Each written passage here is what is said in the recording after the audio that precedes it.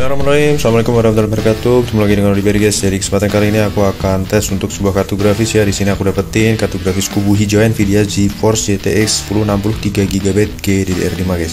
Jadi ini aku dapetin unit aja, unit dari brand MSI Dual ya.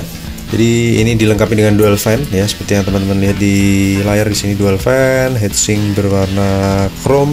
Kemudian dia memiliki gold pipe, PCI Express 3.0 ya. Kemudian untuk kartu grafis ini heatsinknya gede banget ya. Kemudian dilengkapi dengan gold pipe dan membutuhkan 6 pin port tambahan. 6 pin port tambahan di sini range untuk full loadnya itu di 100 sampai 125 watt, sedangkan idle-nya di 25 sampai 27 watt ya untuk kartu grafis ini. Mantap. Kemudian ini bagian exhaust-nya ya, seperti biasa. Udah high quality komponen kalau untuk brand MSI. Ini untuk displaynya ya.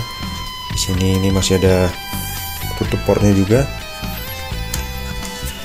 ada DVI, HDMI dan display port ya guys ya, dan portnya juga masih finish. Oke, kita meluncur ke bagian plat fibernya ya. Plat fibernya juga masih sangat bening ya, segel pabrikannya masih utuh ya. Jadi ini unit lokal tentunya, unit ini dari PT Alfa Arta Andaya, nomor garansi sudah berakhir tentunya. Oke, untuk spesifikasinya adalah OCV2 ya. Jadi OC versi yang kedua yang terbaru dari GeForce GTX 1060 3GB. Oke guys, jadi tanpa berlama-lama kita langsung menuju ke PC dan kita tes kartu grafisnya. Sip.